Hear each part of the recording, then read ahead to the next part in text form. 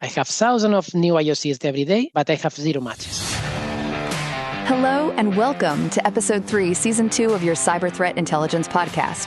Whether you're a seasoned CTI expert, a cybersecurity professional, or simply curious about the digital battlefield, our expert guests and hosts will break down complex topics into actionable insights. On this episode of Season 2, our host Pedro Kertzman chats with Sergio Albea, who is a CSOC security expert at SWITCH, the Swiss National Research and Education Network, where he focuses on threat analysis and incident response for the education and research sector. With over 15 years of experience across diverse IT environments, his work emphasizes proactive security through threat intelligence, detection engineering, and security architecture, helping organizations anticipate, detect, and respond to emerging threats at scale. Over to you, Pedro. Sergio, thank you so much for joining the podcast for this special episode. I appreciate it. Oh, thank you very much for your invitation. I'm really excited to be here in this new episode. Amazing. So the reason for this special episode is basically I came across the Match 4 project and it was like mind-blowing when I realized so many times during season 1, we were talking about the quality of intelligence, how to make sure we're using the best possible intelligence instead of wasting time to things that are not so relevant and all that. And then I bumped into Match 4. So it was like, oh my goodness, somebody got it as well. And so would you mind telling us a little bit about why Match 4, how the needs for it came, and tell us a little bit about the story behind it, please? Yeah, of course. So basically, I'm working in a foundation that is totally focused on education sector. It's called SWITCH. So basically, we are managing all the Swiss universities and Liechtenstein universities. And also we are managing all the CS domains and ELA domains. So based on this education stuff, as you can imagine, I'm using a lot of TI feeds. For example, good ones as can be URL House, Malware Bazaar, and other ones.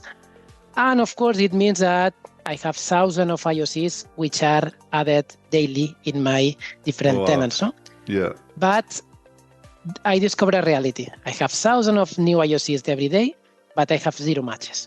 Okay. So it's like, okay, I'm executing a lot of flows, a lot of ingestion, but with 0 results. Something is not working.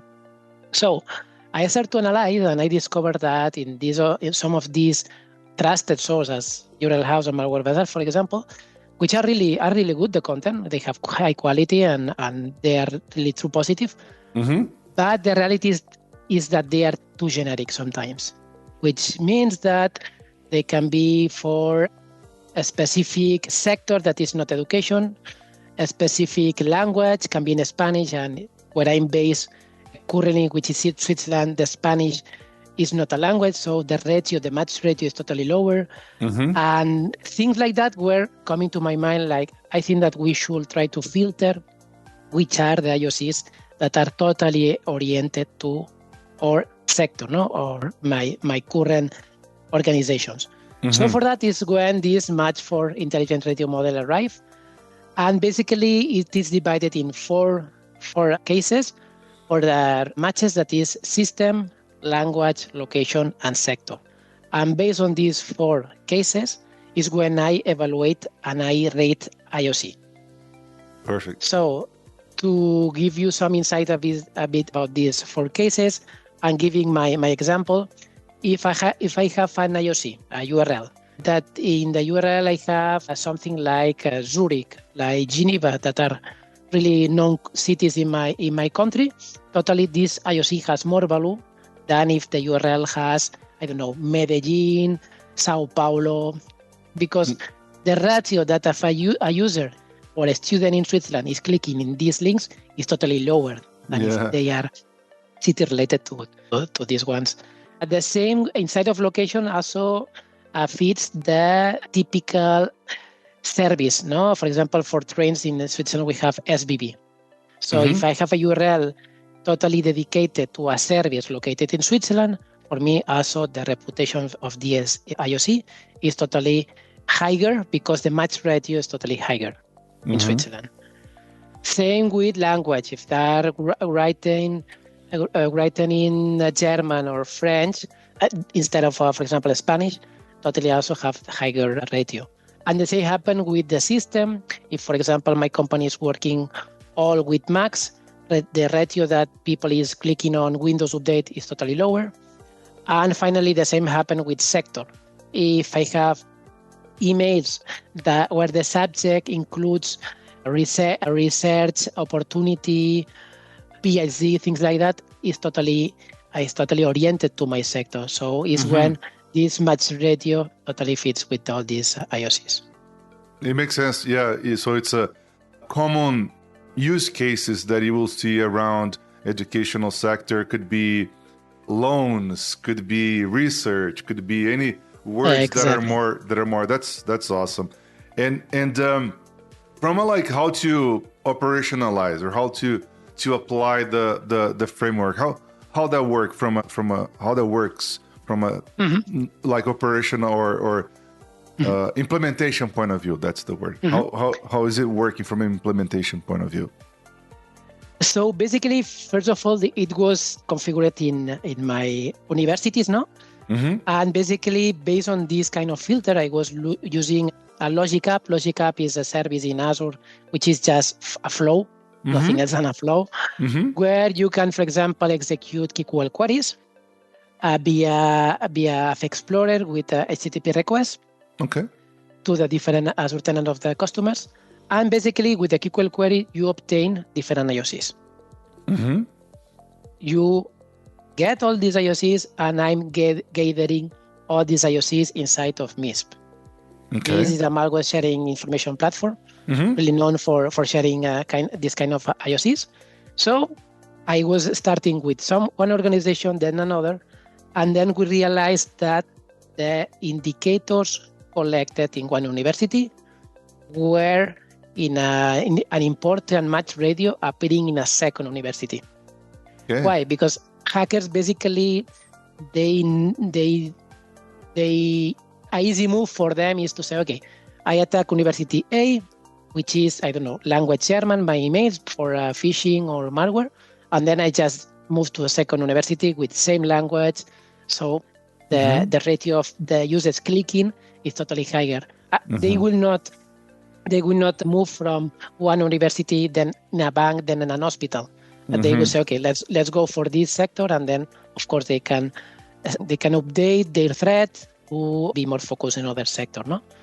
And this was really impacting the high ratio of cases that have indicators appearing a second time.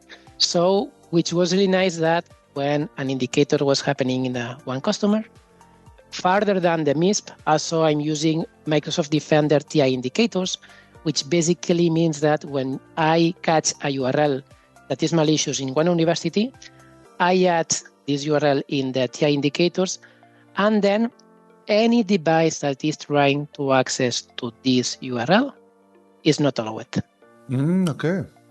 So that's really nice because you are protecting the users in the endpoint level. And for us, it's really important because our users, which are students basically, they can travel around on the world, and we cannot by policy to block them. So it can be that there is a user in Russia connecting with Tor and a Raspberry, and we cannot block by default. That's interesting. So, never thought about the use case, but that's interesting. So it's totally a challenge.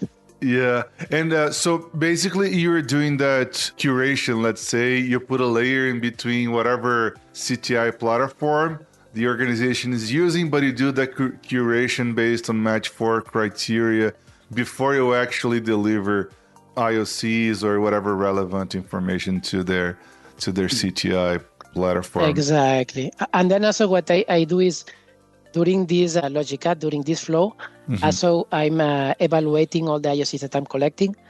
And what I call them the golden ticket in case that I have, for example, a subject that is related to university, related to a located service in Switzerland. I tag them especially like, hey, these IOCs has to be remaining in my system or not just 1 day of expiration, if not for 7 days, things like that.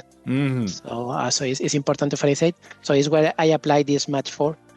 where I'm collecting the IOCs to say, in case that there is a match, also I want to save them for a longer. Got it. We get the golden ticket. Exactly. Yeah, got it. No, that's awesome. And obviously, so valuable to have that kind of enrichment, if I can call this. Would you call that? I think to me, it would be like a super valuable enrichment to have, if I can classify it this way. And from a collaboration standpoint, have you seen more? Of course, on your day-to-day, you're applying this, but have you seen traction on the community to also adopt the Match4 framework? I can give you a good project where I'm really excited. I'm currently working on it. Mm-hmm. So as I said, my company is a SWITCH. So my company is an NREN. NREN is National Research and Education Network of Switzerland. Mm-hmm. And also what we are doing is we are in a project inside of another foundation called GEAN. Mm-hmm. And basically GEAN is a kind of a group of all NRENs around Europe. So basically what now we are implementing is this Match4, is this collection in all the European NRENs. Oh, wow. So in that way, we are centralizing all this collection because this will be like the perfect TI fit because it's totally oriented to education. Coming from IOCs happening in Ireland, then happen in, Germany, France. So all the IOCs are coming to a centralized place and we are exchanging that data. So it's the perfect TI fit and you will not find it in the market. So it's totally what I recommend if there are other people that has the fortune, I would say, to have access to multiple organizations of the same sector. That's a perfect way. Just gather all the IOCs because your CM and your defend and response solutions, usually they get this information. Mm-hmm. So you can build your TI feed. That's amazing. That's great to know. Hopefully everything will play well on this project. And by the way, if people want to learn more how to implement that on their behind or actually in front of their current TIP platform, for example, is it open sourced? They can, go to GitHub, for example, and check it out, how to implement? Yeah, exactly. They can access to my GitHub. And basically there I have all the instructions, all the guide to go ahead since the beginning. And they can implement a logic apps because I have a template with the logic apps to be able to start with some of these, I call them KQL collectors. Yep. Which basically collect, for example, file hashes from files that has been tagged by Defender as a malware. Mm-hmm. Then I have another QQL collector that is taking URLs that has been detected as phishing. So with this option, you can implement these logic apps. You have here the template, and also you can add all these collected IOCs into MISP. It's totally explained it here. And I'm starting to add more collectors thanks to the feedback of different people in the community. Oh, that's amazing. And just to confirm, so your GitHub is the github.com/Sergio-Albea-Git. That's the one. Exactly. And inside just they have to look for KQL collectors. In any case, also if someone is interested in KQL, there is another folder called Defender XDR, and there I have a lot of KQLs. But I will not start to bore the people with that. No, that's amazing. Open source, I think it's the way we ended up getting more collaboration, people have insights about that idea, and then the project grows and grows faster and or bigger. So it's very important. Totally. Yeah, that's awesome. From when you started until like today, do you see any, how can I put this, any new things or any new insights based on people actually utilizing the framework that you thought that, oh, that's cool, let me expand on that new insight or something related to it? Mm-hmm. Yeah, good question. There is one that was not, I would say, listed at the beginning at all, but is starting to be really useful, is the fact that as you are collecting IOCs from different organizations, you can have a kind of a graph where it tells you, hey, there is this domain or this IP that is targeting different organizations. Okay. So we didn't have this in mind, but it's really useful because you are able to detect if there is a group, some IPs, some domains that is totally targeting our sector. That's totally useful. We didn't expect that. The idea was at the beginning just collect useful IOCs and add them to not allow the access to them. But now also we have these statistics. Okay. So also are being really, really useful. That's interesting. Yeah, threat actors, they tend to focus on particular or get specialized, quote unquote, specialized on particular sectors. Apart from, and sometimes we lost the time. No, at least in Defender you have by default just 30 days. So after this period, you are kind of losing all this data. So with all this integration, we can have data for longer time and know if something has happened in the past, have more historic data. So also it's kind of things that are appearing in the way. No, that's interesting. Yeah, for historical threat hunting, and sometimes people don't realize they were actually compromised months ago. So that's important for this type of forensics investigation for sure. And no, that's amazing. Any other interesting things related to the project that you would like to share with the listeners? I would say this integration with different organizations. Also, as I said, with other universities outside of Switzerland. I think that will give us a lot of new visibility and insights about which are the real threats that are happening in our sector.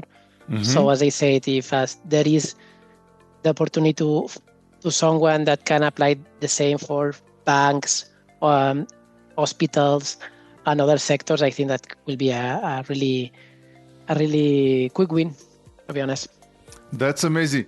I don't wanna offer anything here, but would you be open to people from other industries to reach out, especially for not for profits or people from other sectors reaching out to collaborate on this project as well? Totally, it will be a pleasure. Amazing. Oh, I know a few folks here from the education sector for sure that would be super interested in collaborating with you on that. That's amazing. And Sergio, thanks again. And any final thoughts for the listeners related to the project or anything CTI related? I will say that please stop to accept these diamond TI feeds in the market or pay, because at the end, what I found a lot of times is that a lot of these kind of perfect TI feeds are just content of another TI feeds and really generic sometimes, or even TI feeds that they are for a specific period of time and they are just abandoned or obsoleted. So be more focused what is useful for you. The IOCs that are totally focused for your organization, for your customers. And in that way, what you are adding in your system will have a higher value. I would say this is the message that I like. Perfect. No, I love that. And you touched on a very good point. For me, oftentimes, it feels some feeds are focused on high or super high even volume, when actually sometimes the smaller volume, super curated, precise, will be the ones that can really make a difference when you are, trying to search through the noise. Those ones can be valuable. And then also the time, if at the end you have, 10,000 IOCs to evaluate in just one tenant, the time of this 10,000 evaluation is really long. And once it catches something, perhaps it's too late. So it's important to be timely. Yeah, exactly. Sergio, thank you so much for bringing the project to the show. And hopefully people will reach out as well. And by the way, if they want to reach out to collaborate on the project, what will be the best way to reach out to you?